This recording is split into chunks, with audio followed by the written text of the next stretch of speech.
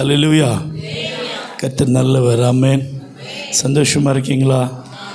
உண்மையிலே சந்தோஷமாக இருக்கீங்களா? சத்தமாய் ஒரு அல்லேலூயா சொல்லுவோமா? ஹல்லேலூயா. நம்முடைய தேவன் நல்லவர். ஆமென். ஒரு வசனத்தை வாசிப்போம். லேவியராகமம் 20ஆம் அதிகாரம் 26வது வசனம்.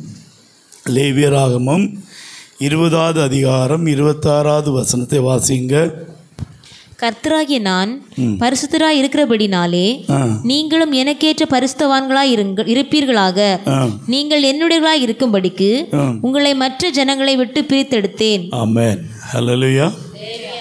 கர்த்தராகிய நான் பரிசுத்தராய் இருக்கிறபடியினாலே நீங்களும் எனக்கேற்ற பரிசுத்தவான்களாய் இருப்பீர்களாக. நீங்கள் என்னுடையவர்களாய் இருக்கும்படிக்கு உங்களை மற்ற ஜனங்களை விட்டு பிரித்தெடுத்தேன். ஹல்லேலூயா. இந்த வார்த்தையின்படி நீங்களும் நானும் இந்த உலகத்திலிருந்து பிரித்தெடுக்கப்பட்ட ஜனங்கள். ஹல்லேலூயா. நான் ஏற்கனவே உங்களுக்கு அநேகந்தரம் சொல்லியிருக்கிறேன். பரிசுத்தம் என்பது ஒரு பிரித்தெடுக்கப்பட்ட ஒரு வாழ்க்கை. ஹல்லேலூயா. நீங்களும் நானும் உலகத்தான் அல்ல. ஆமென். அப்படி தானே? என்ன எல்லாம் சோகமாக இருக்கீங்க? நீங்கள் கையெல்லாம் தட்டி என்னை வரவேற்று 3வது மனுஷன் வேற ஆக்கிட்டீங்க. ஹல்லேலூயா. சரி, பரவாயில்ல. அப்போ ஒரு கெஸ்ட் மாதிரி ஆக்கிட்டீங்க. கையெல்லாம் தட்டி வர ஆண்டவர் சொல்கிறாரு, நீங்கள் நானும் யாரும் இல்லையா, உலகத்தார் அல்ல. நம்முடைய தேவன் எப்படிப்பட்டவரா? பரிசுத்தராக இருக்கிறார். நீங்களும் எனக்கேட்ட பரிசுத்தவான்களாக இருங்க. ஏன்னா அப்படி நம்ம பரிசுத்தவான்களாக இருக்கும்படிக்கு இந்த உலகத்தில் இருந்த நம்மை ஆண்டவர் பிரித்தெடுத்திருக்கிறார். நாம் ஏற்கனவே சொன்ன போல் இந்த பரிசுத்தம் என்று சொன்னால் ஒரு பிரித்தெடுக்கப்பட்ட ஒரு அனுபவத்துக்குள்ளாய் நாம் வரணும். அல்லையா? உலகத்தில் தான் இருக்கிறோம், உலகத்துக்குள்ளே தான் நம்ம போயாகணும். நம்முடைய அனுதின வாழ்க்கையில் ஒவ்வொரு நாளும் நாம் உலகத்தோடு தான் இருக்கிறோம். ஆனாலும் நமக்குள்ளே தெரியணும், நான் இந்த உலகத்தான் அல்ல, நான் ஒரு பிரித்தெடுக்கப்பட்டவன். அல்லையா? we are separated from the world. அல்லையா? உலகத்துக்கு நமக்கு என்ன இல்லை, சம்பந்தம் கிடையாது. அல்லையா? நாம் இந்தியர்கள் தான், தமிழர்கள் தான், எல்லாம் உண்மைதான். ஆனாலும் நமக்கு தெரிஞ்சிருக்கணும், நாம் இந்த உலகத்திலிருந்து பிரித்தெடுக்கப்பட்ட ஒரு ஜனம். ஆமென். யாருக்காக பிரித்தெடுக்கப்பட்டிருக்கோம்? கர்த்தருக்கென்று. அல்லேலூயா. அவருக்கென்று நம்மை பிரித்தெடுத்துக்கிறார். எத்தனையோ கோடி கோடி ஜனங்க உலகத்தில் இருக்காங்க. அதில் நீங்களும் நானும் பிரித்தெடுக்கப்பட்ட விசேஷித்த ஜனங்க. அல்லேலூயா. அல்லேலூயா. நாம் பாக்கியம் உள்ள ஜனங்க. Praise the Lord. ஹல்லேலூயா. அப்போ நம்ம எப்படி இருக்கணும்னு சொல்லி இன்றைக்கி ஒரு சில வசனங்கள் மூலமாக நாம் பார்க்க போகிறோம். வாசிங்க. மத்தேயு 10ஆம் அதிகாரம் 16வது வசனத்தை வாசிங்க. மத்தேயு 10:16 வாசிங்க. ஆடுகளை ஓநாய்களுக்குள்ளே அனுப்புகிறது போல, ஆடுகளை ஓநாய்களுக்குள்ளே அனுப்புகிறது போல, இதோ நான் உங்களை அனுப்புகிறேன், இதோ நான் உங்களை அனுப்புகிறேன். ஆகையால் சர்ப்பங்களைப் போல வினாவுள்ளவர்களும், ஆகையால் சர்ப்பங்களைப் போல வினா உள்ளவர்களும், புறாக்களைப் போல கபடற்றவர்களுமாய் இருங்கள், புறாக்களைப் போல கபடற்றவர்களுமாய் இருங்கள். அல்லேலூயா. ஹல்லேலூயா. ஆண்டவர் நம்மை பிரித்தெடுத்து இந்த உலகத்தில் அனுப்பியிருக்கிறார். Praise the Lord. கவனமாக கேளுங்க. யாருக்காவது தூக்கம் வருதா? இல்லை. அல்லேலூயா. பாருங்க, இங்கே 4 மிருகங்களை குறித்து ஆண்டவர் சொல்லி இருக்கிறார். என்னென்ன மிருகம் சொல்லுங்க? ஆடுகள், ஓநாய், சர்ப்பம், புறா. அல்லேலூயா. 4 மிருகங்களை ஒரே வசனத்தில் ஆண்டவர் சொல்லி அதில் 3 மிருகங்களைப் போல நம்ம இருக்க சொல்லியிருக்கிறார். அப்படி தானே? ஆடு, கிறிஸ்தவர்கள் ஆடுகளைப் போல இருக்கணும். ஆடுகளாக இருக்கணும். ஆடுகளைப் போல இருக்கக்கூடாது. நல்ல கவனமாக கேளுங்க. கிறிஸ்தவர்கள் ஆடுகளாக இருக்கணும், ஆடுகளைப் போல இருக்கக்கூடாது. புரிஞ்சுதா? எல்லாம் ஒரு மாதிரி பார்க்குறீங்க. ஏசப்பா எப்படி இந்த பூமியில் எப்படி வந்தார்? ஆட்டுக்குட்டியானவர். அவரை மட்டும் ஆட்டுக்குட்டியானவராக சொல்கிறீங்க, நீங்கள் ஆடுகளாக மாறணும்னு சொன்னால் முடியாதுன்றீங்க. அப்படி தானே? ஏசப்பா எப்படி வந்தார்? ஆட்டுக்குட்டியானவராக. வேதம் அதுதானே சொல்லுது. அப்போ அவருடைய பிள்ளைகளாகி நாம் எப்படி இருக்கணுமா? ஆடுகளாக இருக்கணும். ஆடுகள்னால் நம்ம பார்க்குற இந்த வெள்ளாடு கிடையாது. வேதத்தில் ஆடுன்னு சொன்னால் அது செம்மறி ஆடு, ஷீப். புரியுதா? நம்ம பார்க்குற இந்த கோட்டு கிடையாது. புரியுதா? ஆடுகள்னால் செம்மறி ஆடாக இருக்கணும், ஆடுகளை போல இருக்கக்கூடாது. ரெண்டாவது என்ன சொல்லியிருக்கு? ஓநாய். ஓநாயாகவும் இருக்கக்கூடாது, ஓநாயை போலவும் இருக்கக்கூடாது. நல்லா தெரிஞ்சுக்கிடுங்க. 3 மிருகங்களை போல இருக்கணும், ஒரு மிருகத்தை போலவும் இருக்கக்கூடாது, ஒரு மிருகமாகவும் இருக்கக்கூடாது. அடுத்து என்ன சொல்லியிருக்கு? சர்ப்பத்தை போல வினா உள்ளவர்களும். சர்ப்பத்தை போல இருக்கணும், ஆனால் சர்ப்பமாய் இருக்கக்கூடாது. அடுத்த கடைசியாக என்ன மிருகத்தை சொல்லியிருக்கு? புறாக்களை போல கபடற்றவர்களாக இருக்கணும். புறாக்களை போல இருக்கணும். சரியா? அப்போ பாருங்கள் எப்படி இருக்கணும் சொல்லுங்கள். ஆடுகளாக இருக்கணும், ஆடுகளை போல இருக்கக்கூடாது. இன்றைக்கி அநேக கிறிஸ்தவர்கள் எப்படி தெரியுமா? ஆடுகளை போல இருக்காங்க. Price the Lord. ஆடுகளாக இருக்கணும், ஆடுகளை போல இருக்கக்கூடாது. ஓநாயை போலவும் இருக்கக்கூடாது, ஓநாயாகவும் இருக்கக்கூடாது. சர்ப்பத்தை போல இருக்கணும், ஆனால் சர்ப்பமாக இருக்கக்கூடாது. புறாக்களை போல இருக்கணும், புறாக்களாக இருந்துடக்கூடாது. சரியா? சரி. இந்த ஆடு என்று சொல்லும்போது அதில் அநேக நன்மைகள் உண்டு. செம்மறி ஆடை பொறுத்தவரையில் அநேக நன்மைகள் உண்டு. ஒரு நல்ல காரியம் என்னென்னா, இந்த செம்மறி ஆடு அடுத்தவங்களை என்ன செய்யாது? வேதனைப்படுத்தாது. ரொம்ப சாஃப்டான ஒரு மிருகம் இந்த ஆடு.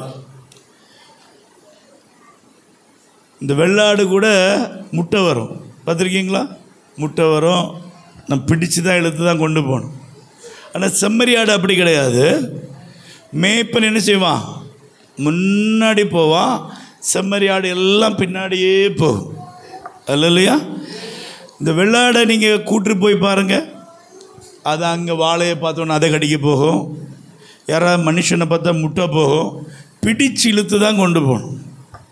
அதனால தான் மத்தேயு 25ஆம் அதிகாரத்தில் ஆண்டவர் இந்த ஆடுகளை பிரிக்கும்போது செம்மறியாடை ஒரு பக்கமும் வெள்ளாடை ஒரு பக்கமும் பிரித்து விட்டார். அப்போ நல்லா தெரிஞ்சிடுங்க, நம்ம இந்த வெள்ளாடை மாதிரி இருக்கக்கூடாது, ஆடுகளாக இருக்கணும். அது எப்படிப்பட்ட ஆடாக இருக்கணும்? செம்மறி ஆடாக இருக்கணும். செம்மறி ஆடுனா சீஷர்களாக இருக்க வேண்டும். அல்ல இல்லையா? சீஷர்கள் என்று சொல்லும்போது எல்லாவற்றையும் விட்டு இயேசுக்கு பின்னாடி செல்றவங்க தான் யார்? சீஷர்கள். நான் உங்களுக்கு நிறைய வாட்டி தான் சொல்லி தந்திருக்கிறேன். எப்படி இருந்துடக்கூடாது? சீஷர்களை போல இருக்கக்கூடாது. அப்போ இந்த ஆடுகளாக இல்லாதவர்கள் யாருன்னா மனிதர்கள். நல்ல கவனமாக கேளுங்க. ஆடுகளாக இல்லாதவர்கள் யார்? மனிதர்கள். மனிதர்களும் இயேசுவை விசுவாசிக்கிறாங்க, மனிதர்களும் சபைக்குள்ளே வந்து இருக்கிறாங்க, மனிதர்களும் பாட்டு பாடுவாங்க, ஆராதிப்பாங்க, எல்லாம் செய்வாங்க. ஆனால் மனிதனுடைய குணம் என்னது சொல்லுங்க? பொறாமை, போட்டி, கசப்பு, வெறுப்பு, வைராக்கியம், கோபம், இதெல்லாம் யாருக்குள்ளே இருக்கு? நமக்குள்ளே இருக்கா? மனிதர்களுக்குள்ள குணங்கள். அப்போ நீங்கள் இயேசப்பாவுடைய சீஷர்களாய் மாற வேண்டும் என்றால் ஆடுகளாய் மாற வேண்டும். அல்லேலூயா.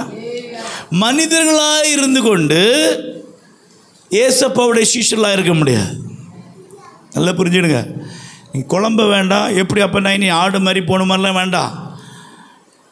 நம்முடைய இருதயத்தில் நம்முடைய நினைவில் தெரியணும், நான் இயேசுவை பின்பற்றுகிற ஒரு ஆடு. அல்லையா? நான் இயேசுவை பின்பற்றி போகிற ஒரு சீஷன். விசுவாசியாக இருந்துடக்கூடாது. இந்த மனிதர்கள்லாம் யாருன்னா விசுவாசிகள்.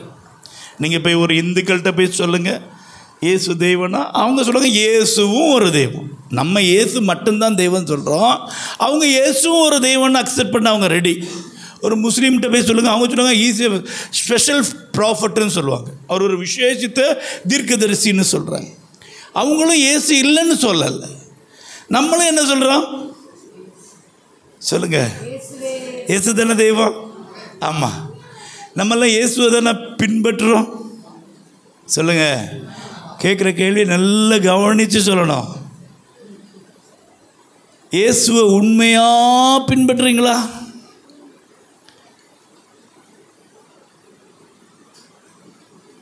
சொல்லுங்க. நிறைய பேருக்கு பின்னாடி 4-5 தலை ஆடுது. பாருங்க, இயேசு உண்மையாக எத்தனை பேர் பின்பற்றுறீங்க? அல்லையா?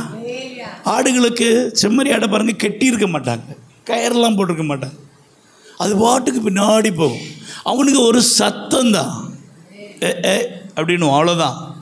அது பாட்டு க்ளீனாக போன இடத்துக்கு போயிட்டே இருக்கான். அல்லையா?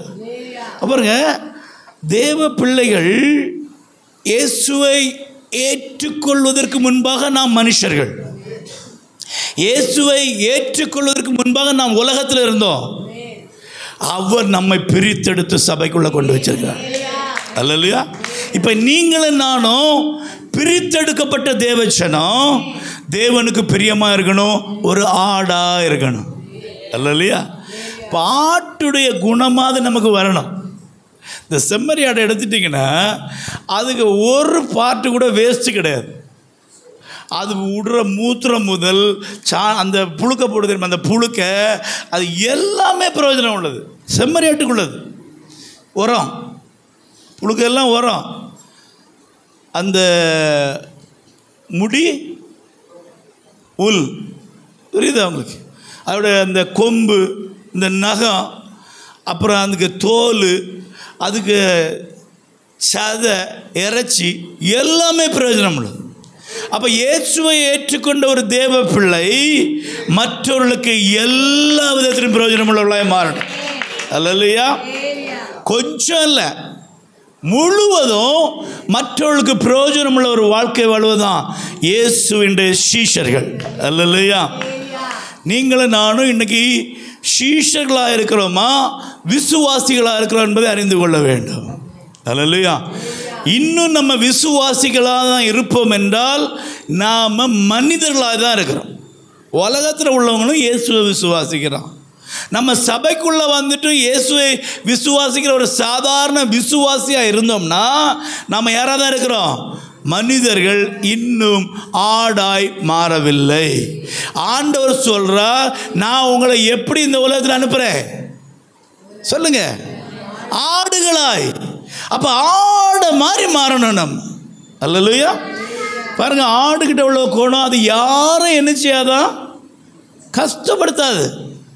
நீங்கள் ஒரு முயல் பார்த்துருக்கீங்களா? முயல் ரொம்ப சின்னதாக, அதுக்கிட்ட கொண்டு வாயில் கையை கொடுங்க, கடிச்சு விட்டுரும்.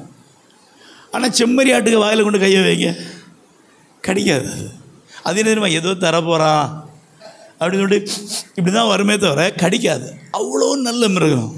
அல்லையா? அல்லையா? இந்த அடுத்தவங்களை காயப்படுத்துறது யார்? நாய் எதாவது சாப்பிட்டுட்டு இருக்கும் பார்த்தீங்களா, அதை சாப்பிடும்போது நீங்கள் இன்னொரு சாப்பாடை தான் கொண்டு போங்க. அது எப்படி தெரியுமா, வாய்க்குள்ளே ஒரு எலும்பு வச்சுருக்கோம், அப்படியே சைடில் ஒரு பார்வை பார்க்கும், பார்த்துருக்கீங்களா? அது அதுக்கு கவனம் ஃபுல்லாக சாப்பிடுங்க. நீங்கள் சாப்பாடு கொடுக்க தான் போவீங்க, இன்னும் சாப்பாடு கொடுக்க தான் போவீங்க. அது என்ன தெரியுமா, அதுக்கு என்னெல்லாம் தெரியுமா, இவன் ஏதோ நம்ம சாப்பாடு எடுக்க வரான், இவனோட கடி, அந்த எலும்பு வாய்க்குள்ளே இருக்கும் அப்படின்னு வைக்கும். பார்த்துருக்கீங்களா? பார்க்கலையா? அப்போ இது யார்? அந்த குணம் யாருக்குள்ளது சொல்லுங்கள். என்ன வெக்கப்படுறீங்க? உங்களை கேட்கல, நம்ம சபையில் யாரும் இல்லை அப்படி சொல்கிற, புரியுதா? அந்த குணம் யாருக்குள்ளது? நாய்க்கு உள்ளது. புரியுதா உங்களுக்கு? செம்மறி ஆடிட்டு எதாவது கொண்டு போங்க, அது அப்படியே வரும், 3 வச்சுட்டு வரும். அப்போது செம்மறியாடு அடுத்தவங்களை காயப்படுத்தாது, அடுத்தவங்களை என்ன செய்யாது, வேதனைப்படுத்தாது. அது அப்படி ஒரு பார்வை, நாய் அப்படி ஒரு பார்வை பார்த்தாலே பயந்துக்கிட்ட நம்ம போக மாட்டோம், அது உரைக்கிற அந்த சத்தத்தை கேட்டு. சபைக்குள்ள, நம்ம சபையில் இல்லை, நான் நம்புகிறேன், விசுவாசிக்கிறேன், சில சபையில் அப்படி ஒரு பார்வை பார்ப்பாங்க பாரு, அதுலேயே எல்லாம் தெரிஞ்சிடும். வந்திருக்கான் பாரு சர்ச்சுக்கு, அல்லையா? பார்த்துருக்கீங்களா? எல்லாம் தெரிஞ்ச மாதிரி தலையாட்டிருக்கீங்க, நீங்களும் பார்த்துருக்கீங்க போல இருக்க. எப்படி தெரியும் பாப்பா, வந்தான் பாரு சர்ச்சுக்கு வந்திருக்கு. பின்ன நம்ம நடந்துக்கிறதும் அப்படி தான், சர்ச்சுக்கு வந்து அப்படி நினைக்காம என்ன நினைப்பாங்க? புரியுதா உங்களுக்கு? அந்த பார்வையில் எப்படி பார்ப்பாங்க? இந்த நாய் மாதிரி பார்வையிலே காயப்படுத்திடுவாங்க, அல்லையா? தேவ பிள்ளைகள் அப்படி இருக்கக்கூடாது, ஆடுகள் அப்படி இருக்காது, கர்த்தரை உண்மையாய் பின்பற்றவர்கள் அப்படி இருக்க மாட்டார்கள். கர்த்தருடைய வசனத்தின்படி நடக்கிற தேவ பிள்ளைகள் அப்படி ஒரு நாளும் மற்றவர்களை காயப்படுத்தவே மாட்டார்கள். அல்லேலூயா, அல்லேலூயா. அடுத்து ஆடுகள் என்ன செய்யும், வேற என்ன செய்யும் சொல்லுங்க? யாரையும் மன கஷ்டப்படுத்த மாட்டாங்க. அந்த ஆடை வந்து ரொம்ப என்ன செய்வாங்க, ரசித்து வளர்ப்பாங்களாம் அவங்க, ஏன்னா அவ்வளோ பிரயோஜனம் உள்ளது அது. பாருங்க, பிரைஸ் தி லார்ட் சொல்லுவாங்க, அப்படி தானே? ஒருத்தங்க பார்த்தோன்னா என்ன சொல்லுவாங்க, பிரைஸ் தி லார்ட். அதுக்கு அர்த்தம் என்ன சொல்லுங்க பார்க்கலாம்? சர்ச்சில் ஒருத்தரை பார்த்து பிரைஸ் தி லார்ட்னு சொல்லுங்க, அர்த்தம் என்ன சொல்லுங்க? தேவனுக்கு துதி. அதான் என்னத்துக்கு வேண்டி? உங்களை இன்னைக்கு காலையில் சந்திக்க வச்ச தேவனுக்கு துதி, துதி உண்டாவதாக. Price the Lord. உங்களை இன்னைக்கு காலையில் சந்தித்ததுக்காக நான் தேவனை துதிக்கிறேன். உண்மையில் எத்தனை பேர் அப்படி நினச்சி சொல்கிறீங்க? சனியனை வா, பிரைஸ் தி லார்ட். இந்த சனியனை இன்னைக்கும் பார்க்க வேண்டியது இருந்தது, இந்த சனியன் வருன்னு தெரிஞ்சால் நான் கொஞ்சம் கழிஞ்சு வந்திருப்பேனே. நீங்கள் இல்லை, நம்ம இல்லை. நிறைய சபையில் இப்படி இருக்காங்க. யார் இருக்காங்க? இந்த பிரித்தெடுக்கப்பட்டோன்னு சொல்லிட்டு இருக்கிறோம் தெரியுமா? அது என்ன தெரியுமா?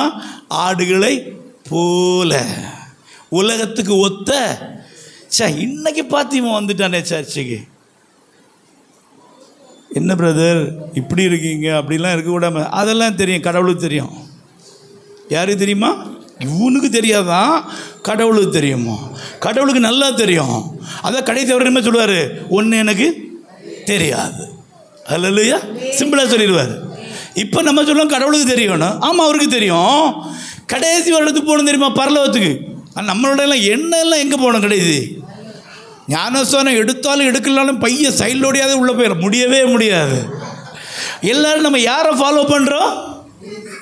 நீங்களாம் யார்? பிரித்தெடுக்கப்பட்ட தேவச்சனம், ஆடுகளாக மாறி இருக்கோம்.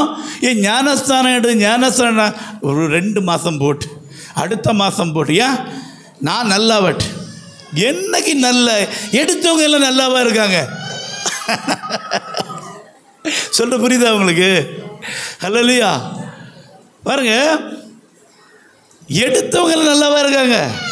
எடுத்தவங்க தப்பே பண்ணலையா? பண்ணுறாங்களா இல்லையா? அல்லேலூயா. முதல்ல என்ன செய்யணும்? கீழ்ப்படியணும். முதல்ல கர்த்தர் என்ன சொல்றாரு, அது கீழ்ப்படியணும். அதான் தேவ பிள்ளைகள். ஆண்டவர் உங்களை உலகத்திலிருந்து பிரித்தெடுத்து உங்களுக்குன்னு சேர்த்து வச்சிருக்காருன்னா இந்த கர்த்தருடைய வார்த்தைக்கு கீழ்ப்படியணும். அல்லேலூயா. அப்போ பாருங்க, ஆடுகள் வந்து அடுத்தவங்களை வேதனைப்படுத்தாது, அடுத்தவங்களை துக்கப்படுத்தாது, அடுத்தவங்களை காயப்படுத்தாது, அடுத்தவங்களை கஷ்டப்படுத்தாது. அடுத்தவங்க மேலே ஆடுக்கு பொறாமையே இருக்காது. எல்லாம் அதை சொல்லுவோம், இந்த ஆட்டு மந்த மாதிரி போகுதுன்னு சொல்லுவாங்க தெரியுமா? அது பாட்டுக்கு போகும், எல்லாம் சேர்ந்து போகும். அல்லேலூயா. இன்னொன்று, ஆடு வந்து அப்பாவியான ஜீவன். அல்லேலூயா. ரொம்ப அப்பாவியாக இருக்கும். அதுக்கு என்ன தெரியுமா? சுயமாக சிந்திக்க தெரியாது ஆடுக்கு. அப்படியே போனால் அப்படியே ஒரு கூட்டமாக போயிடும். ஒரு ஆடு போனால் போதும், எல்லாம் போயிடும். அல்லையா? அந்த ஒரு குரூப் மென்டாலிசம். தண்ணி குடிக்க போகிறேன்னு சொன்னால் என்ன செய்யும்? தண்ணி குடிக்க எல்லாம் போய் தண்ணி குடிக்கும். அதேமாதிரி இப்போ நம்மளே எடுத்துக்கிட்டுங்க, ஒரு இடத்துக்கு போகிறோம், ஒரு ஆள் தண்ணி குடிப்பாங்க, கூட இருக்க நமக்கு என்ன இருக்குது, தண்ணி தாகமே இருக்காது. குடி, நானும் குடிக்கிறேன், குடிப்போமா இல்லையா? அதுமாதிரி ஒரு ரெஸ்ட் ரூம் போகிறாங்க, நான் ரெஸ்ட் ரூம் போய்ட்டு நானும் வரேன். இது நம்ம மனுஷன் ஒரு குரூப் மென்டாலிசம்.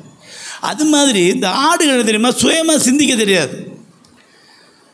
யாராவது ஒருத்தங்க ஏதாவது ஒரு பிரச்சனை சர்ச்சை விட்டு போகிறேன்னு சொன்னால் இந்த பக்கத்தில் இருக்க ஆடு அப்படியா சொன்னார், நானும் வரேன், கூட்டமாக போயிடும். யாராவது சர்ச்சைந்து போனால் தனியாக போகாது. நல்லா தெரிஞ்சிடுங்க. அல்லையா?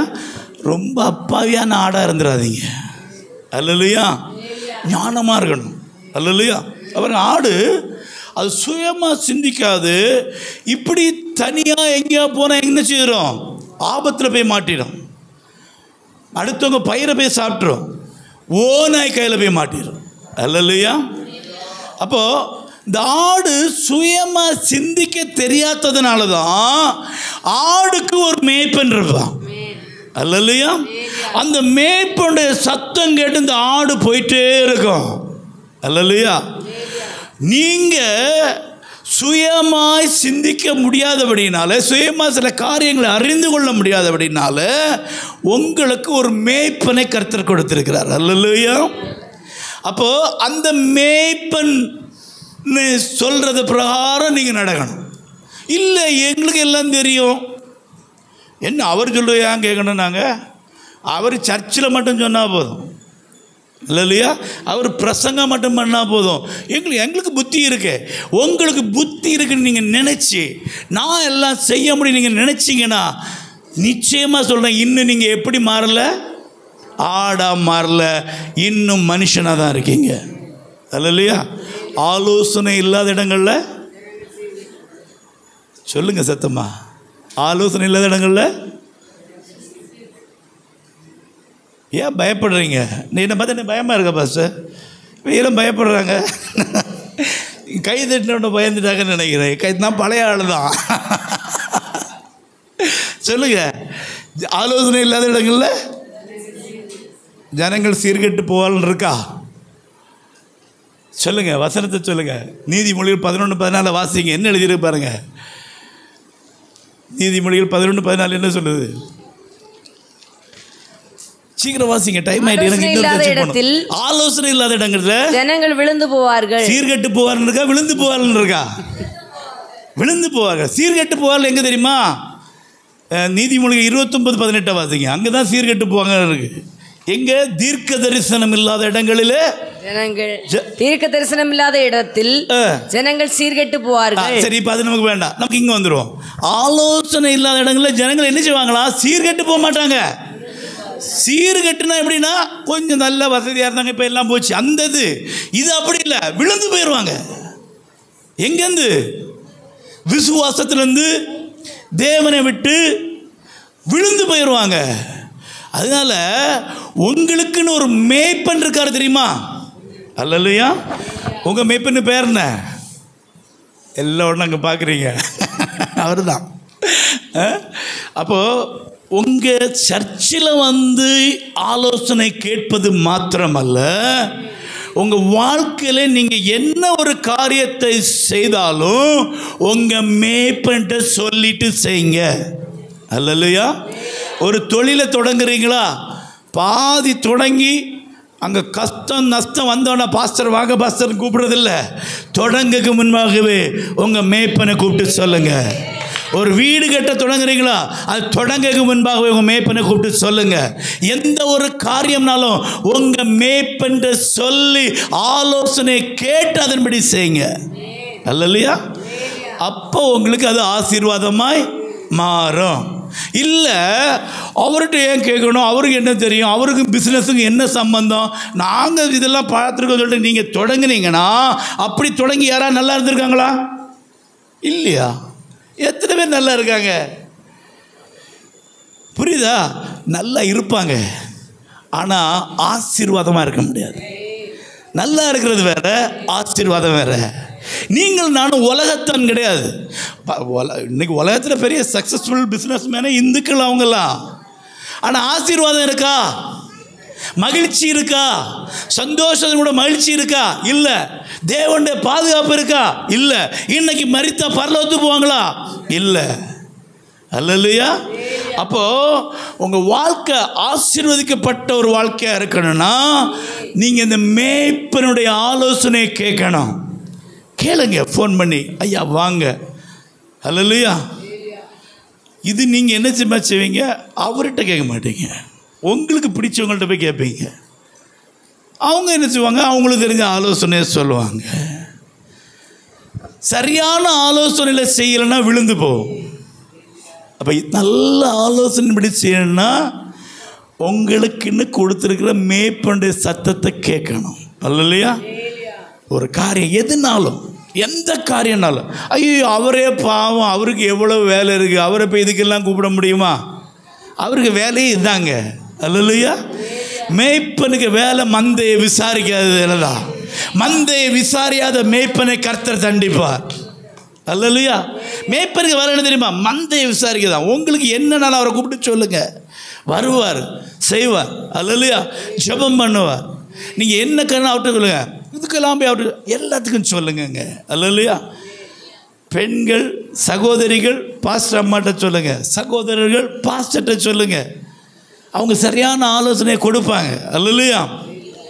அது இல்லாமல் இந்த எல்லாத்தையும் போய் ஆலோசனை கேட்டுறாதீங்க. சபையில் முன்னாடி நிற்பாங்க. அல்லையா? சபையில் எல்லாம் செய்வாங்க, அவங்கள்ட்ட போய் கேட்டுறாதீங்க. கேட்குறதுக்கு உங்களுக்குன்னு ஒரு மேய்ப்பன் இருக்கிற, அந்த மேய்ப்பன் தான் ஆலோசனை கேட்க. அப்போது நம்ம ஆடுகளாய் மாறணும். ஆடுகளை போல இருக்கக்கூடாது. நல்லா தெரிஞ்சிடுங்க. ஆடுகளை போலன்னா எப்படி? இந்த பிரைஸில் ஆடு சொன்ன இல்லாமல்ல, அது மாதிரி உலகத்துக்கு ஒத்த வேஷம் தரிக்கக்கூடாது. வெள்ளை அடிக்கப்பட்ட கல்லறையாய் காணக்கூடாது. நீங்களும் நானும் கர்த்தருக்கு முன்பாக பயமுள்ளவர்களாய் சபையில் கர்த்தருக்கு பிரியமாய் ஆராதனை செய்து ஏற்ற காலத்தில் உயர்த்தும்படி அவருடைய பலத்த கரத்துக்குள்ளாய் அடங்கி இருக்கணும். அல்லையா? அப்போது நம்ம என்ன செய்யணும்? ஆடுகளாக இருக்கணும். Price the Lord. அடுத்து என்ன சொல்லியிருக்கு? ஓநாய்களுக்குள்ள உங்களை அனுப்புகிறேன். அல்லையா? ஓநாய்க்கு இறை என்னது? ஆடு. ஆண்டவருங்க என்ன சொல்கிறாரு? அந்த ஓநாய்க்கு இறையா ஒன்று நான் அனுப்புகிறேன். அல்லையா? அப்போ இந்த உலகத்தில் தேவனை அறியாதவர்கள் அல்ல தேவனுடைய ஆடுகளாய் மாறாமல் தேவனுடைய சீஷர்களாய் மாறாமல் இருக்கிற எல்லாருமே யார் தான்? ஓநாய்கள். அல்லையா? அப்போ நம்ம சொல்கிறது, எங்களுக்கு ஒரு பிரச்சனை இல்லை, நான் வேலை பார்க்குறதுல ஒரு பிரச்சனை இல்லை, கடவுள் கிருபையில நல்லா இருக்கேன். அது கடவுளுடைய கிருபை இல்லை. நல்லா தெரிஞ்சுடுங்க, நான் சொல்லித்தரேன். நீங்கள் கர்த்தருக்குன்னு உண்மை உள்ள சாட்சியாக இருப்பீங்கன்னா, நம்ம இப்போ ஒரு சாட்சி கேட்டோம்ல, அக்கா சொன்னாங்க எனக்கு எதிராக மந்திரவாதம் செஞ்சாங்க, அதை செய்தான், ஆனால் கர்த்தர் விடலை, அதான் சாட்சி. அப்போ இல்லை எனக்கு இல்லை, என் கூட வேலை பார்க்குறவங்களாம் ரொம்ப என்கிட்ட ரொம்ப அன்பாக இருப்பாங்க, கர்த்தருடைய கிருபை. அது கர்த்தருடைய கிருபை இல்லை. ஒன்றில் நீங்கள் ஓநாய் தோலை போத்துன ஆடாக இருக்கணும், இல்லை ஆட்டு தோலை போத்துன ஓநாயாக இருக்கணும். புரியுதா? ஆட்டு தோலை போட்டுன ஓநாய்னா எப்படி தெரியுமா? அவங்க சினிமா பாட்டு கேட்டால் நீங்களும் சினிமா பாட்டு கேட்கலாம், அவங்க ஜோக்கு சொன்னால் நீங்களும் சிரிக்கலாம், அவங்க கூட சேர்ந்து நீங்களும் இருக்கலாம். அப்படி இருக்கும்போது அவங்க என்ன சொல்லுவாங்க? உங்களை வெறுக்க மாட்டாங்க. ஆனால் ஆண்டவரே சொல்லி தான் அனுப்புகிறாரு. எப்படி? ஓநாய்க்குள்ளவனை நான் அனுப்புகிறேன். அப்போ ஓநாய் ஆடை கண்டவனை என்ன செய்யணும்? அதுக்கு நாக்கில் எச்சி வரணும், ஆஹா இற வந்திருக்கடா. புரியுதா உங்களுக்கு? அப்போ ஓநாய் என்ன செய்யும்? கடித்து பட்சிக்க தான் செய்யும். தேவ பிள்ளைகள் தேவனுக்கு என்று உண்மை உள்ள சாட்சிகளாக இருக்கும்போது உலகத்தில் உங்களுக்கு உபத்திரம் உண்டு. உங்களை பார்க்குறவங்க உங்களுக்கு எதிராக தான் நிற்பாங்க. அப்படி நின்னாதான் நீங்கள் சாட்சியாக இருக்கிறீங்கன்னு அர்த்தம். அல்லேலூயா. ஆடுகளை எங்க அனுப்புறாரா? ஓநாய்க்குள்ள. அதுக்கு அழகா எப்படி இருக்கும் ஆடுக்கு, ஓநாய்க்கு எப்படி இருக்கும் ஆடை பார்த்தோன்னா, அப்பா எங்கேயும் தேடி போனோம்டா, கையில் வந்து கிடச்சின்னு இருக்கு. அது மாதிரி ஓநாய் இருக்குது. அப்போ நீங்களும் நானும் அந்த ஓநாய் நம்மளை பார்க்கும்போது நமக்கு எதிராக நிற்கணும். அல்லையா? அல்லையா? சொந்தக்காரங்க எதிராக நிற்கிறாங்களா? நீங்கள் கர்த்தருடைய பிள்ளையாக இருக்கிறதுனால. மற்றபடி நீங்கள் எதிராக இருந்தால் அது நமக்கு தெரியாது. நீங்கள் மற்றபடி வீட்டில் சொத்து தகராறு சண்டை போட்டு அதெல்லாம் நமக்கு தெரியாது. கர்த்தருடைய பிள்ளையாய் சாட்சியாக வாழுகிறது நிமித்தம் உங்களுக்கு எதிராக கூட்டம் எழும்புச்சுன்னா நீங்கள் சரியான வழியில் போகிறீங்கன்னு அர்த்தம். அல்லையா? அந்த போக்கில் கர்த்தர் உங்களுக்கு உதவி செய்வார். அவராலே ஒரு மதிலை தாண்ட செய்வார். அவராலே ஒரு சேனைக்குள்ளாய் பாய்ந்து செல்ல செய்வார். அவரே சொல்லியிருக்காரு, நான் உன்னை ஓநாய்க்குள்ளே தான் அனுப்புகிறேன்னு. அல்லையா? அப்போ பாருங்க, இனிமே இது நினச்சா எங்கள் ஸ்கூலில் ஒரு பிரச்சனை இல்லை. எல்லாரும் என்கிட்ட ரொம்ப அன்பாக இருப்பாங்க. கர்த்தருடைய கிருபை. தாவீது என்னமா சொல்லிருக்காரு? உம்முடைய கிருபையினாலே ஆலயத்தில் சென்று உண்மை ஆராதிப்பேன். அவர் கிருபை எதுக்கு யூஸ் பண்ணிட்டார் பாருங்க. நம்ம கிருபை எதுக்கு தெரியுமா? இந்த உலகத்தில் உள்ள ஓநாய்கள் கடிக்காம அப்படி இல்லைங்க, வரும். அல்லையா? எதிராக வருவாங்க. வெளியிலேருந்து இல்லை, உங்கள் குடும்பத்திலேருந்தே வருவாங்க. அல்லையா? இவன் பெரிய பரிசுத்தவாட்டி ஆகிட்டா, இவன் பெரிய பரிசுத்தம் ஆகிட்டான் சொல்ல தான் செய்வாங்க. ஒன்றை தெரிஞ்சிடுங்க, அவரை சொல்லாததையா நம்ம சொல்ல போகிறாங்க? அல்லையா? இவன் பிசாசுகளின் தலைவன், இவன் பெயல்செபூலை கொண்டு பிசாசுகளை துரத்துறான், இவன் போஜன பிரியன், இவன் பாவிகளோடு இருக்கிறான். ஏதாவது எங்கேயா வாயை திறந்து பேசினாரா? அவர் பாட்டுக்கு பேசாமல் போயிட்டே இருந்தார். அல்லையா? அப்போ உங்களுக்கும் நீங்கள் கர்த்தருடைய பிள்ளைய கரெக்டாக சாட்சியாக வாழ்வீங்கன்னா இந்த உலகம் உங்களுக்கு ஓநாயாக தான் இருக்கும். அது இருந்துட்டு போட்டோம். கர்த்தர் உங்களை அவைகளின் நடுவிலிருந்து உங்களை காப்பாற்றுவார். அல்லையா? அப்படி இல்லாமல் அவங்க உங்கள்கிட்ட ரொம்ப அன்பாக இருக்காங்கன்னா, ஒன்றில் நான் சொன்ன மாதிரி நீங்கள் அந்த ஓநாய் தோலை போத்துனா ஆடாக இருப்பீங்க. உள்ளுக்குள்ளே ஆடு. எங்கே ஆடு? கரெக்டாக சொன்னீங்க. ஞாயிற்றுக்கிழமை நம்மளாம் யார்? ஆடு. ஏசப்பாவே ஆச்சரியப்பட்டுருவார். ஐயோ எவ்வளோ பரிசுத்தண்டா, நம்ம கூட இவ்வளோ பரிசுத்தம் இல்லையே. அந்த திங்கக்கிழமை ஆஃபீஸில் போனோடனே பிசாசு பாப்பா, ஹை என்னடா நேற்றுக்கு அங்கே அப்படி இருந்தாங்க, இன்னைக்கு இப்படி இருக்காங்க. ஏன்னா பிசாசுக்கு ரெண்டு வேஷம் பண்ண தெரியாது. போட தெரிஞ்சுதான் அவன் எங்கே இருந்திருப்பான்? எங்கே இருந்திருப்பான்? அழகாக அங்கே மியூசிக் போட்டுட்டு அவர் வரும்போது அவர்கிட்ட ஒரு வேஷம் போட்டு அங்கே இருந்திருப்பான். அவனுக்கு வேஷம், ஆனால் நமக்கு எல்லாம் தெரியும். புரியுதா உங்களுக்கு? அதனால் தயவு செய்து சொல்கிறேன், இந்த ஓநாய் தோலை போட்ட ஆடு பயங்கர மோசம். அதை விடவும் மோசம் இந்த ஆட்டு தோலை போட்ட ஓநாயம். அல்லையா? அதனால் தேவ பிள்ளைகள் மிகவும் கவனமாக இருக்கணும். அல்லையா? கர்த்தர் நிமித்தம் வேதம் சொல்றது, நீதி நிமித்தம் துன்பப்படுகிறவர்கள் பாக்கியவான்கள், பரலோக ராஜ்யம் அவர்களுடைய. அல்லையா? நீதி நிமித்தம் துன்பப்படுங்க. கர்த்தர் நிமித்தம், கர்த்தருடைய வார்த்தை நிமித்தம், கர்த்தருக்கு என்று வைராக்கியமா நில்லுங்க.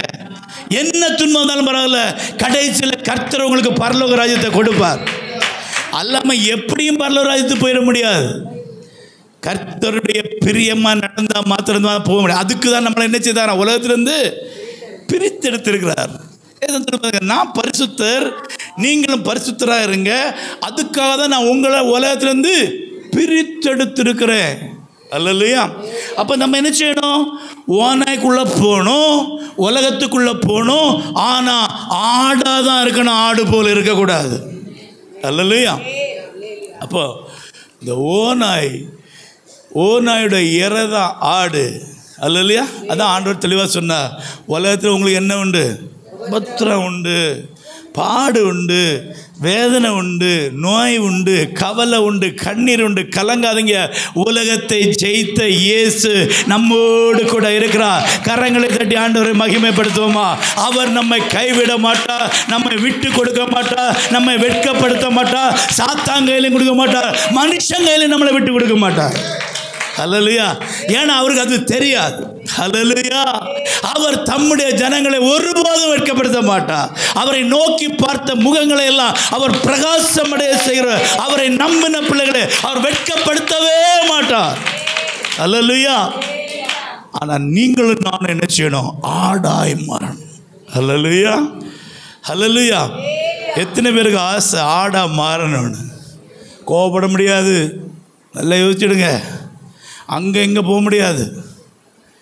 இந்த வார்த்தையின்படி தான் நடக்கணும். இது இருபுறமும் கருக்குள்ள பட்டயம். எரேமியா சொன்ன மாதிரி அது நன்மையோ தீமையோ. எத்தனை பேர் சொல்ல முடியும்? எத்தனை பேர் சொல்லுவீங்க? கர்த்தர் வார்த்தையின்படி தான் நடப்போம் சொல்கிறவங்க மட்டும் வேண்டாம். இப்போவே நிறைய பேர் யோசிச்சிங்க, கை வைத்தணுமா வேண்டாமா, என்னடா இவன் கேட்க போகிறான், வேண்டாம். உங்களுக்கே தெரியும். ஹல்லேலூயா, ஹல்லேலூயா. கர்த்தர் பார்த்து கொண்டிருக்கிறார். நான் மனுஷன், நான் போயிடுவேன். ஹல்லேலூயா. எனக்கு ஆண்டவர் என்ன சொல்கிறார் நான் சொல்லிட்டு நான் போயிடுவேன். ஆனால் நீங்களும் நானும் ஒரு நாள் தேவனுக்கு முன்பாக நிற்க வேண்டிய நாள் வரப்போகிறது. அந்த நாள் வெகு தொலைவில் இல்லை, வெகு சீக்கிரத்தில் வரப்போகிறது. 2030 ஆண்டுகளுக்கு முன்பாக இதோ சீக்கிரமாக வருகிறேன் என்று சொல்லி போனவர் நம்ம 2030 ஆண்டுகளை தாண்டி வந்திருக்கோம். எவ்வளவு அதிகமாய் வருகைக்கு நெருக்கமாக இருப்பது என்பதை உணர்ந்து கொள்ளுங்க. ஹல்லேலூயா. எப்பனாலும் வருவார். ஹல்லேலூயா. அதனால் நீங்களும் நானும் இந்த பிரித்தெடுக்கப்பட்ட ஜனமாக இருக்கணும்னா ஆடுகளாய் மாறணும். அடுத்து என்ன மிருகம் பாருங்க? சர்ப்பங்களைப் போல வினா உள்ளவர்களாய் மாறணும். ஹல்லேலூயா, ஹல்லேலூயா. ஆகையால் சர்ப்பங்களைப் போல வினா உள்ளவர்களும். சர்ப்பம்னா என்ன சர்ப்பம் சொல்லுங்க? சாரப்பாம்பு சொல்லுங்க, நல்ல பாம்பு, தண்ணி பாம்பு, ஈக்கோலி, நீக்கோலி, அப்புறம் அந்த பச்சை பாம்பு, அப்படி தானே? நிறைய பாம்பு தெரியும், அப்படி தானே? நமக்கு பார்த்துருக்கீங்களா பாம்பு? பார்த்துருக்கோம். வீட்டுக்குள்ளேயே ஓட விட்டு விளையாடுறோம் நம்ம. சுத்தி பாம்பு தான்ல. ஹல்லேலூயா. பாருங்கள், இங்கே ஆண்டவர் சொல்கிற பாம்பு எதுனா விரியன் பாம்பு. வேதத்தில் சொல்லப்பட்ட பாம்பு என்னது? விரியன் பாம்பு. இந்த விரியன் பாம்பு நீங்கள் எங்கே பார்த்துருக்கலான்னா, இந்த நேஷ்னல் ஜியோகிராஃபிக் சேனல்லாம் பார்த்துருக்கலாம். ஒரு இந்த பாலைவனத்தில் இருக்கும், மண்ணுக்குள்ளே தான் இருக்கும். அந்த 2 கண்ணும் அந்த தலை மட்டும்தான் வெளியே தெரியும். அதுவும் நீ பார்த்துருக்கீங்களா? யாராவது நேஷ்னல் ஜியோகிராஃபிக்கில் அனிமல் பிளானட்லாம் பார்க்கலாம். அது என்ன செய்யுமா, அது மண்ணுக்குள்ளேயே இருந்துக்கிடும். தலை மட்டும் மேலே தான் இருக்கும். ஆனால் ஏதாவது சத்தம் கேட்டுன்னு வைங்க, டக்குன்னு கண்ணை திறக்கும். கண்ணை திறந்து நாக்கை நீட்டும். வெளியில் நாக்கை நீட்டு, அதுக்கு அதில் ஒரு சென்சேஷன் இருக்கும். அதுக்கு தெரியும், அந்த கண்ணை திறந்த நாக்கை நீட்டு அந்த சூழ்நிலையை அது சென்சேஷன் பண்ணி தெரியுமா, இது எப்படிப்பட்ட இறை நமக்கு வருது, இது எப்படிப்பட்ட ஆள் வரா, எப்படிப்பட்ட எதிரி வரா, இதை தெரிஞ்சு அது கொத்துமா. அந்த எதிரியை கொத்தும்போது மற்ற பாம்பு மாதிரி இல்லை, நல்ல பாம்பெல்லாம் எத்தனை கொத்தும் கொத்திகிட்டே இருக்கும். அதுக்கு உடனே விஷம் வந்துடும். விரியன் பாம்புக்கு அப்படி இல்லை. ஒரு கொத்தி அந்த விஷம் போயிட்டுனா அடுத்து அந்த விஷம் அதுக்கு உடம்புக்குள்ளே உருவாக 2-3 நிமிஷம் ஆகுமா. அதனால் அது ரொம்ப கவனமாக அதுக்கு அந்த கரெக்டாக அந்த எதிரியை பார்த்து ஒரு கொத்திடுமா. அந்த கொத்தி அது அந்த குதிரையில் போகிறவங்க இதிலெல்லாம் காலில் கடிச்சு விட அந்த குதிரை வந்து அப்படியே மல்லாந்து விழுந்துருமா. அதான் ஒரு இடத்துல சொல்லியிருக்கிறார் யோசேப்பு, அவர் பேர் என்ன, யாக்கோபு. அந்த பிள்ளைகளை ஆசீர்வதிக்கும்போது தானை பற்றி சொன்னார்ல, எதிரியை விழுத்ததுக்கு அவன் கால் அந்த வழியில் கிடக்கிற சர்ப்பத்தை போல விரியனை போல இருப்பான்னு சொல்லிட்டு ஒரு அந்த தான் கோத்திரத்துக்கு ஒரு ஆசீர்வாதத்தை சொல்லியிருப்பார், ஒரு சாபம் மாதிரி. பாருங்க, இந்த விரியன் என்ன செய்யுமா பார்த்துட்டே இருக்கும்.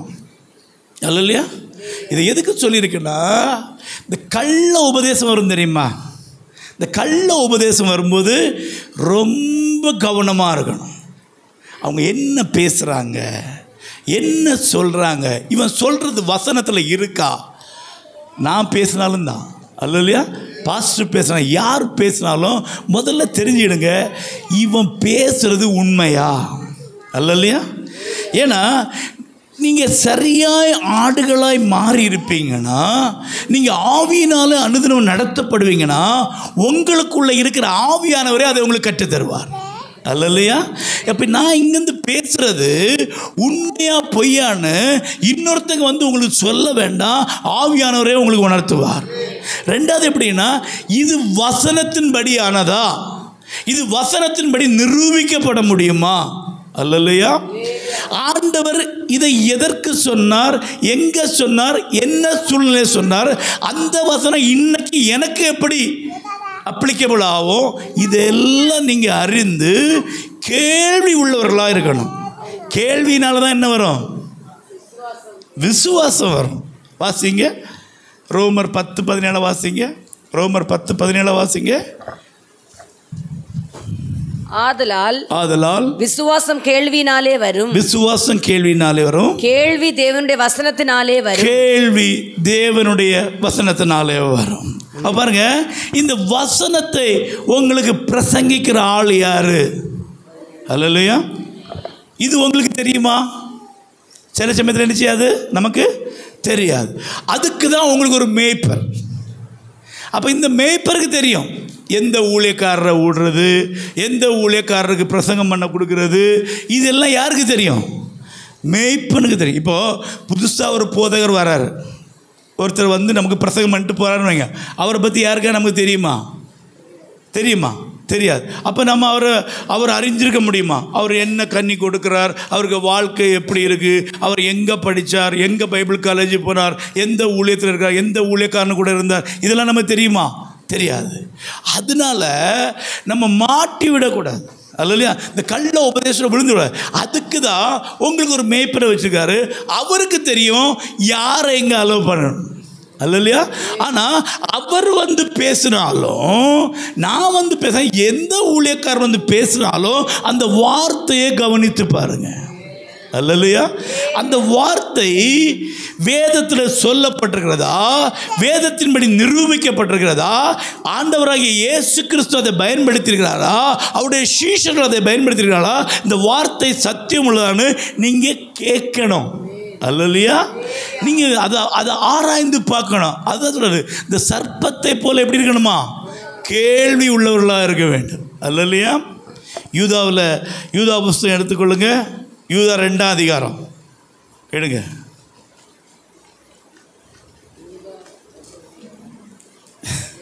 இல்லையா? அது தேடினீங்களா? அல்லையா? யூதாவில் ஒரு அதிகாரம் தான் உண்டு, 2 அதிகாரம் அங்கே தேடுறீங்க. அது எப்படி வரும்? அல்லையா? அதில் சொல்லியிருக்காரு பாருங்க, வாசிங்க 3ஆம் வசனத்தை வாசிங்க.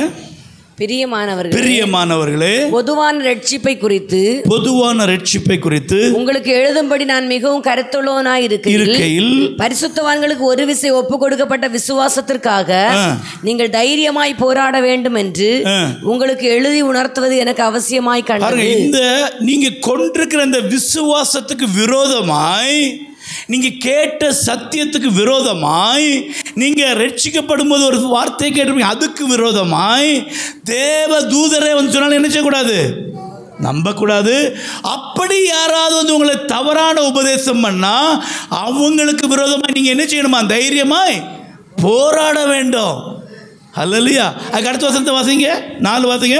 ஏனெனில் நமது தேவனுடைய கிருபையை காம விகாரத்துக்கு எதுவாக புரட்டி ஒன்றான ஆண்டவராகிய தேவனையும் நம்முடைய கர்த்தராகிய இயேசு கிறிஸ்துவையும் மறுதலிக்கிற பக்தியற்றவர்களாகிய சிலர் பக்க வழியாய் நுழைந்திருக்கிறார்கள். அவர்கள் இந்த ஆக்கினைக்குள்ளானவர்கள் என்று பூர்வத்திலே எழுதி இருக்கிறது. நிறைய பேர் பக்க வழியாய் நுழைஞ்சிருக்காங்க. அல்லேலூயா.